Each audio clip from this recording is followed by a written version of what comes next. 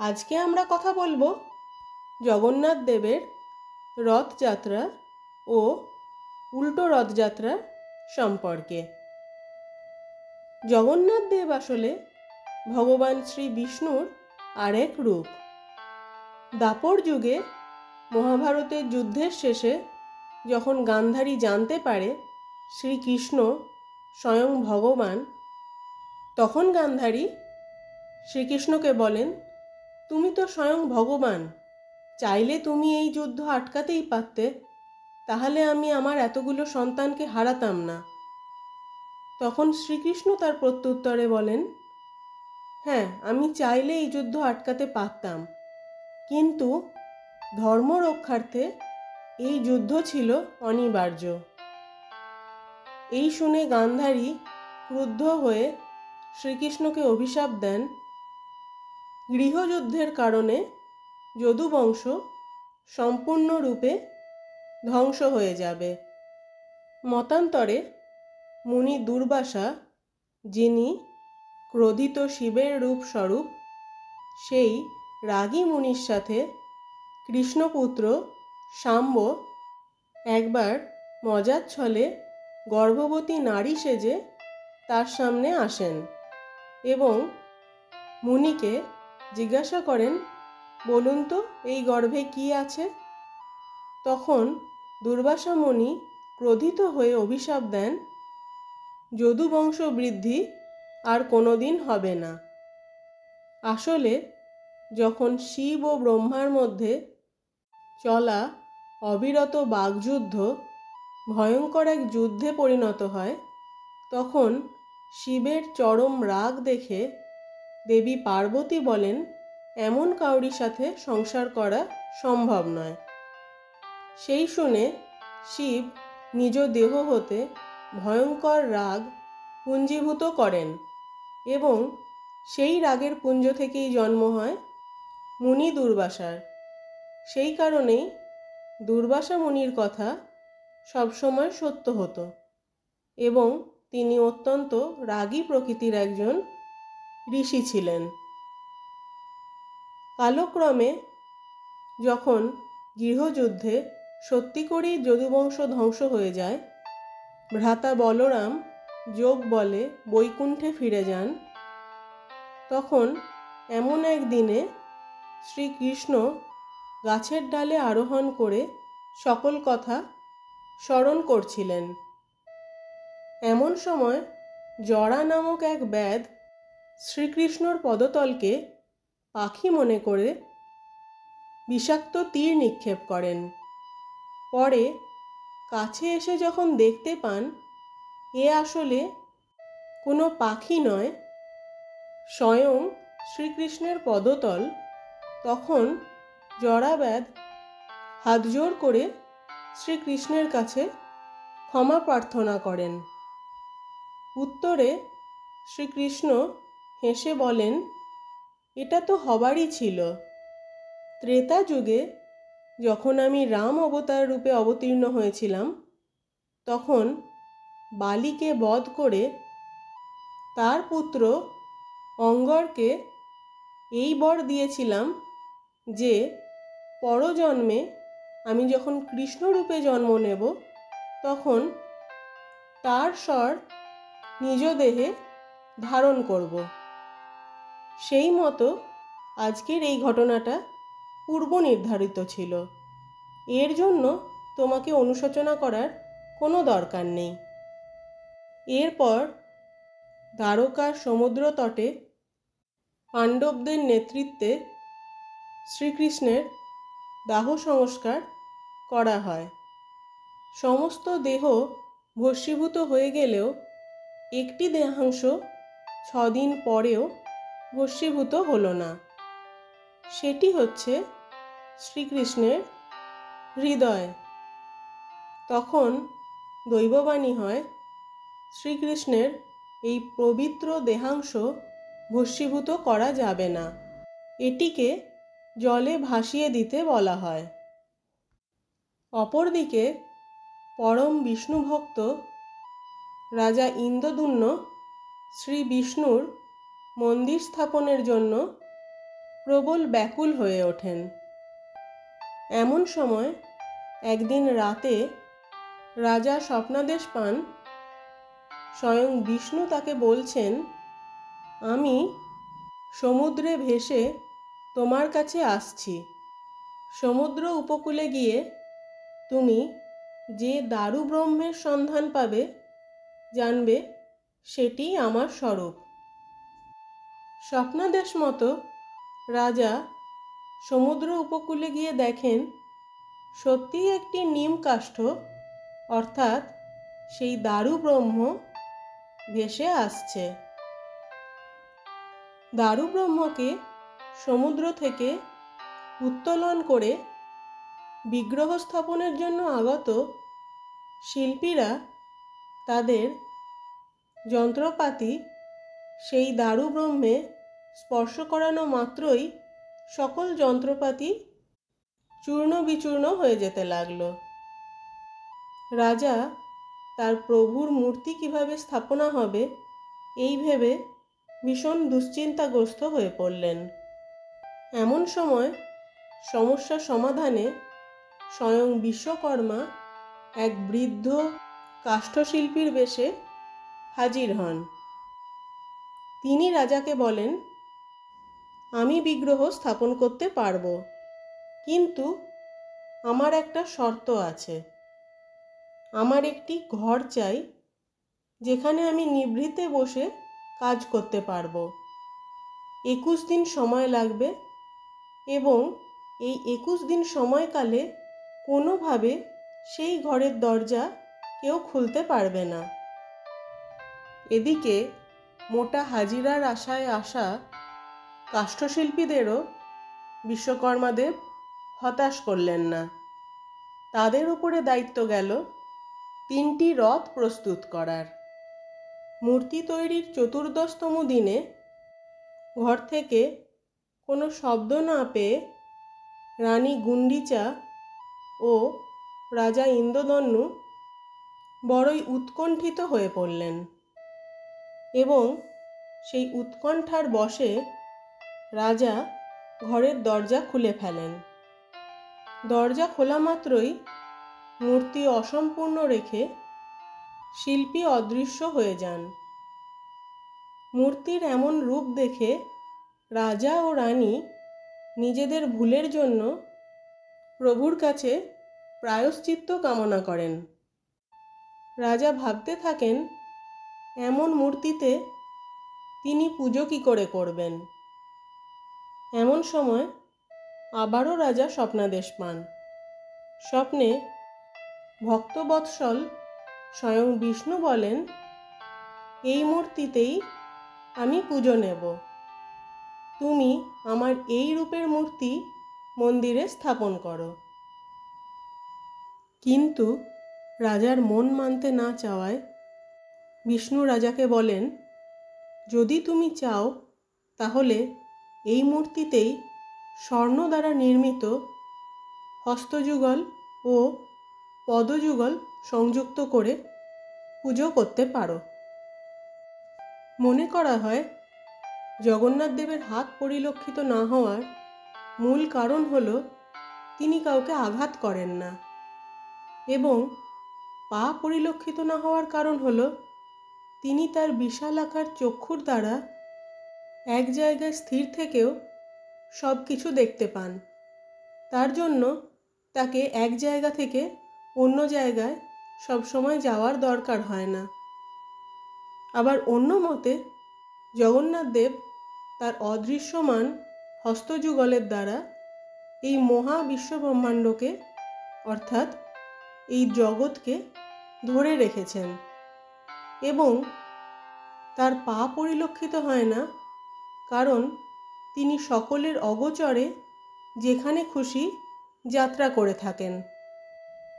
এইভাবেই প্রভু জগন্নাথ, ভ্রাতা বলরাম ও সুভদ্রা মহারানীর বিগ্রহ স্থাপন করা হয়। এবার জেনে নেওয়া যাক জগন্নাথ দেবের পুরীধামের কিছু বিশেষ পুজো পার্বণ ও আচার অনুষ্ঠান সম্পর্কে। জ্যৈষ্ঠ মাসের তীব্র গরমে যখন ধরণী জুড়ে ত্রাহি ত্রাহি রব ওঠে, ঠিক সেই সময় জ্যৈষ্ঠ পূর্ণিমা তিথিতে জগন্নাথ দেবের স্নানযাত্রা অনুষ্ঠিত হয়। এই দিন গর্ভগৃহ থেকে জগন্নাথ দেব, ভ্রাতা বলরাম ও সুভদ্রা মহারানীর বিগ্রহকে বাইরে নির্মিত একটি বেদিতে এনে মন্দিরের উত্তরে অবস্থিত কূপ থেকে সংগৃহীত জলপূর্ণ 108 স্বর্ণঘড়ার জলে স্নান করানো হয়। এরপর অপরাহ্নে জগন্নাথ ও বলরাম গজবেশ এবং সুভদ্রা মহারানী পদ্মাবেশ ধারণ করেন।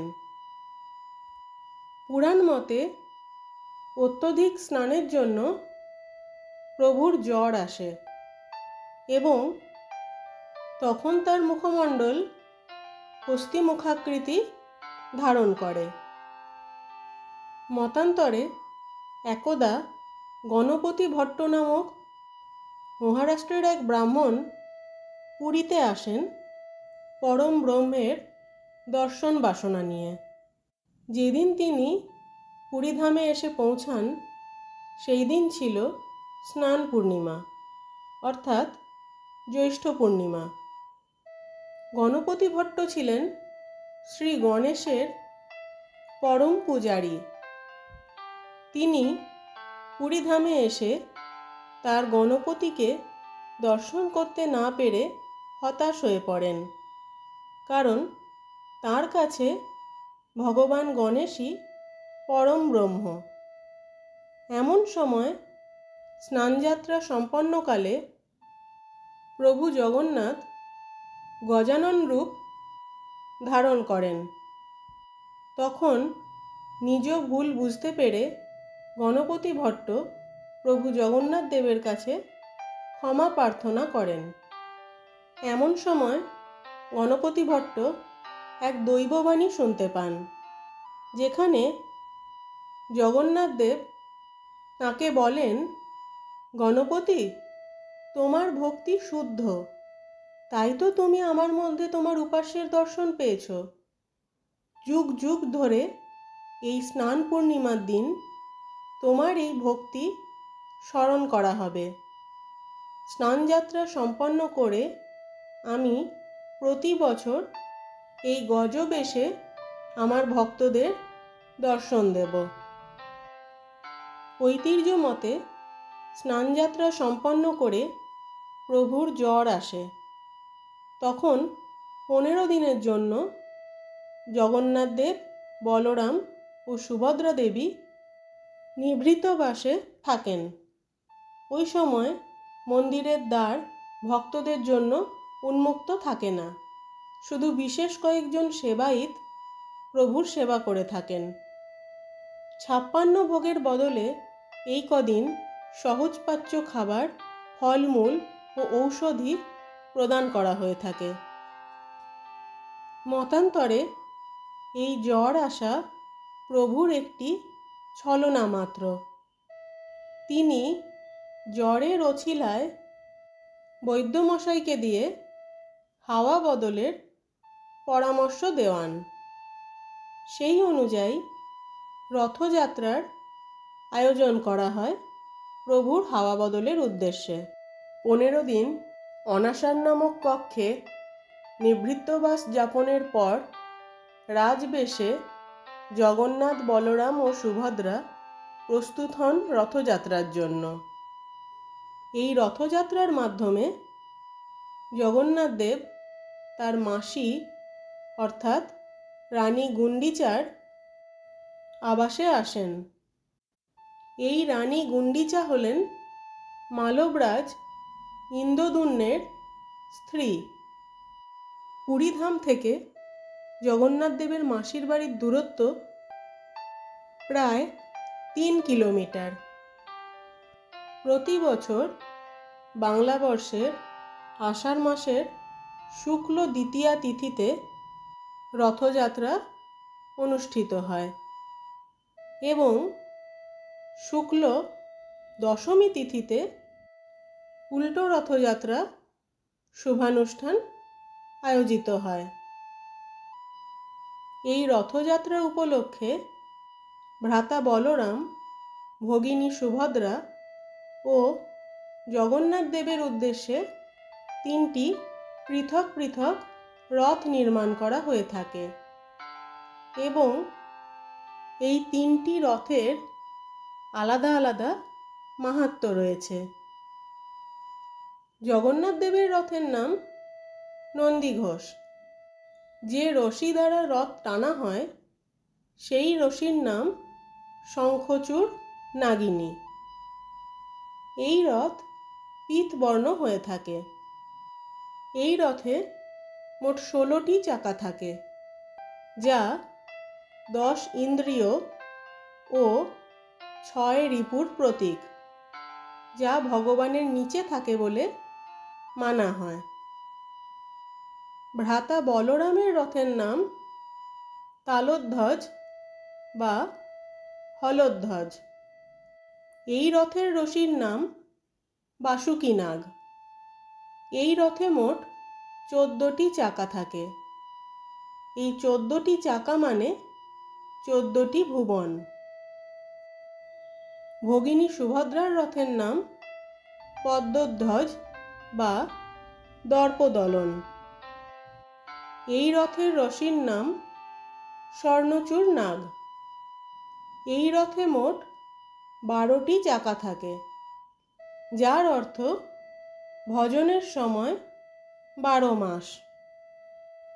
সম্পূর্ণ কাঠের তৈরি হওয়ায় রথ চলার সময় কড়কড় শব্দ হয়। এটিকে বলা হয় বেদ। জগন্নাথ দেবের রথের প্রত্যেকটি অংশই অত্যন্ত পবিত্র। মনে করা হয় এই রথে সকল দেবদেবীর বাস। তাই রথের রশি স্পর্শ করলেই সকল দেবদেবীর চরণ স্পর্শ করা হয়। রথযাত্রায় সর্বপ্রথম থাকে বলরামের রথ, কারণ তিনি দাদা। বলদেব অর্থাৎ বলরামকে জগৎগুরু তত্ত্বস্বরূপ মানা হয়ে থাকে। সবার প্রথমে জীবনে গুরু কৃপা আসতে হবে, তাই ভক্তদের কৃপা প্রদানের জন্য সর্বপ্রথম বলরাম অগ্রসর হন। এরপরে থাকে ভগিনী সুভদ্রার রথ। সুভদ্রা হলেন ভক্তি স্বরূপা। গুরু কৃপার পরে জীবনে আসেন ভক্তি মহারানী এবং এরপর অগ্রসর হয় প্রভু জগন্নাথ দেবের রথ। প্রথমে গুরু কৃপা, তারপর ভক্তি মহারানী এবং তারপর ভগবানকে লাভ করা হয়। রথ চলার সময় মাটিতে 3টি দাগ পড়ে। তা হল গঙ্গা, যমুনা, সরস্বতী। যদি রথের রশি স্পর্শ করা সম্ভব না হয়, তাহলে এই ত্রিদাগের ধূলি গ্রহণ করলেও রথের রশি স্পর্শ করার সমান পুণ্য লাভ করা হয় বলে প্রচলিত এক ধারণা আছে। রথের দর্শনে পুলকিত শ্রী চৈতন্য মহাপ্রভু আনন্দে নৃত্য করেন এবং জগন্নাথ দেব সেই নৃত্য অপলক নয়নে দেখেন। রথ চলতে চলতে থেমে যায়, কারণ অসংখ্য ভক্তের মাঝে রাধাভাবে বিভোর মহাপ্রভু চৈতন্যকে দেখতে না পেয়ে জগন্নাথ দেব থেমে যান এবং তার দেখা পেলে আবার চলতে শুরু করেন। প্রতি বছর নতুন রথে আরোহণ করেন জগন্নাথ, বলরাম ও সুভদ্রা। বিধিমতে রথযাত্রা পালন করলে উল্টো রথযাত্রাও পালন করা বাঞ্ছনীয় বলে মনে করা হয়। মনে করা হয় জগন্নাথ দেবের রথযাত্রা ও উল্টো রথযাত্রায় স্বর্গের দেবদেবীগণ পুষ্পবৃষ্টি করে থাকেন, যা দেখা না গেলেও বৃষ্টিধারার জল ভক্তদের স্পর্শ করে যায়। কথিত আছে জগন্নাথ দেব মা লক্ষ্মীকে বলে গেছিলেন তিনি মাসির বাড়ি থেকে খুব অল্প সময়েই ফিরে আসবেন, কিন্তু একদিন যায় দুদিন যায়, এমনি করে দিনের পর দিন পেরোতে থাকায় লক্ষ্মী দেবী দুশ্চিন্তাগ্রস্ত হয়ে নিজেই মাসি গুন্ডিচার বাড়ি গেলে সেখানে জগন্নাথ দেব তার কক্ষের দরজা বন্ধ করে দেন দেবীর সাথে দেখা করবেন না বলে। তা জানতে পেরে ক্রোধান্বিত লক্ষ্মী দেবী জগন্নাথ দেবের রথের কিছুটা অংশ ভেঙে দেন এবং তখন বলেন যত দোষ নন্দী ঘোষ। সেই থেকেই বাংলায় এটি প্রবাদ হিসাবে প্রচলিত আছে। জ্যৈষ্ঠ পূর্ণিমা তিথিতে স্নানযাত্রা সম্পন্ন করে 15 দিন নিভৃত্তবাসের পর জগন্নাথ দেব শুক্ল দ্বিতীয়া তিথিতে যেরকম রথযাত্রায় রাজবেশে পাড়ি দেন, তেমনি আবার শুক্ল দশমী তিথিতে উল্টো রথযাত্রায় মন্দির ধামে ফিরে আসেন। কিন্তু জগন্নাথ দেবের আগমনের খবর পেয়ে রাগান্বিত লক্ষ্মী দেবী জগন্নাথ দেবের প্রবেশদ্বার বন্ধ করে দেন। সেই কারণে প্রভু জগন্নাথ মন্দিরে প্রবেশ করতে পারেন না। এমন করে দীর্ঘ সময় কেটে গেলেও লক্ষ্মী দেবী দরজা না খোলায় জগন্নাথ দেব তাঁর অভিমান ভাঙানোর জন্য রসগোল্লা আনয়নের বন্দোবস্ত করেন। রসগোল্লা পেয়ে দেবী লক্ষ্মীর মান ভাঙলে তিনি জগন্নাথ দেবকে প্রবেশের অনুমতি দেন। পুরীধামের এই উৎসব রসগোল্লা উৎসব নামে প্রসিদ্ধ। অনন্ত মহিমাময় এই পুরীধামে এমন কিছু রহস্যজনক ঘটনা ঘটে যার কারণ আজ পর্যন্ত কোনো বৈজ্ঞানিক গবেষণার দ্বারাও উদ্ঘাটন করা সম্ভব হয়নি। তার মধ্যে প্রথমেই রয়েছে এই মন্দিরের চূড়োর পতাকা বা ধ্বজা, যা সবসময় হাওয়ার বিপরীত দিকে উড়তে থাকে। তারপর ঠিক ধ্বজার নিচের সুদর্শন চক্র, যে প্রান্ত থেকেই এই চক্রকে কেউ দর্শন করুন না কেন সবসময় মনে হবে চক্রটি যেন তার দিকেই চেয়ে আছে। এরপর মন্দিরের চূড়ো, এই মন্দিরের চূড়োর ছায়া ওপর থেকে বা নিচের থেকে কেউ কখনো দেখতে পায় না। এই মন্দিরের ওপরে রয়েছে এক বিশাল আকার চুম্বক তরঙ্গ ক্ষেত্র, যে কারণে কখনো এই মন্দিরের ওপর দিয়ে কোনো পাখিকে উড়তে দেখা যায় না এবং সেই অনুযায়ী ভারত সরকারের নির্দেশ অনুসারে কোনো দিন এই মন্দিরের ওপর দিয়ে কোনো বিমান উড়ান হয় না। এর পরের রহস্যটি হলো মন্দিরে প্রবেশ করার আগে অবধি যে সমুদ্র তরঙ্গ সকলেই শুনতে পান, মন্দিরে প্রবেশের পর সেই তরঙ্গ যেন নিমেষেই নিরুদ্দেশ হয়ে যায়, অর্থাৎ মন্দিরের ভেতরে সমুদ্রের কোনো আওয়াজ পাওয়া যায় না। এর পরের রহস্যটি লুকিয়ে আছে জগন্নাথ ধামের রন্ধনাগারে। জগন্নাথ দেবের ভোগ রন্ধনের একটি বিশেষ পদ্ধতি হল উনুনের ওপর একটার পর একটা হাঁড়ি চাপিয়ে রান্না করা হয়, কিন্তু হিসেব মতো সবার নিচে অর্থাৎ উনুনের কাছে থাকা হাঁড়ির খাদ্য সবার আগে প্রস্তুত হওয়া উচিত। কিন্তু এক্ষেত্রে বিপরীত ঘটনা ঘটে, অর্থাৎ সবার ওপরে রাখা হাঁড়ির খাবার সবার আগে প্রস্তুত হয় এবং সবার নিচে রাখা অর্থাৎ উনুনের কাছে রাখা হাঁড়িটার খাবার সবার শেষে প্রস্তুত হয়। মনে করা হয় এই রন্ধনাগারে স্বয়ং মা লক্ষ্মী নিজে হাতে রন্ধন কার্য করে থাকেন।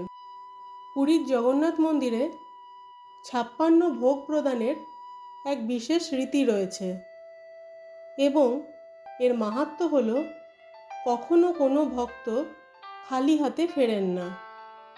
যতই ভক্ত সমাগম হোক না কেন প্রসাদ কখনো কমতি পড়ে না, কিন্তু মন্দির বন্ধের আগে সকল প্রসাদ বিতরণ হয়ে যায়। জগন্নাথ দেবের 56 ভোগে থাকে সাদা অন্ন, দই ভাত, কণিকা, আদা ভাত, ঘি ভাত, ঘি খিচুড়ি, শুকনো খিচুড়ি, পান্তা ভাত, মিষ্টি ভাত, খাজা, গজা, লাড্ডু, জিরা লাড্ডু, মগজ লাড্ডু, মঠ পিঠে, খুরমা, জগন্নাথ বল্লভ, কাকারা মিষ্টি, লুনি খুরমা, মরিচ লাড্ডু, সুয়াড়া পিঠে, চাড়াই নাড়া, জিলিপি, কান্তি পিঠা, মণ্ড পিঠা, আমালু, খাস্তা পুরি, লুচি, বড়া, দই বড়া, আরিসা, চালের কেক, গমের কেক, ক্ষীরি, পাপুরি বা দুধের সর, খোয়া ক্ষীর, রসবলি, তারিয়া, ছেনা খাই, ছেনা ক্ষীর, মালপোয়া, সরপুলি, মিঠা ডাল, বিড়ি ডাল, ছানা ডাল, মুগ ডাল, দলমা, রায়তা, বেসরো, শাক বা সবজি, বেগুনি, বেগুন কারি, পটল কারি, লাবড়া, পিঠা, খাট্টা বা ফলের চাটনি।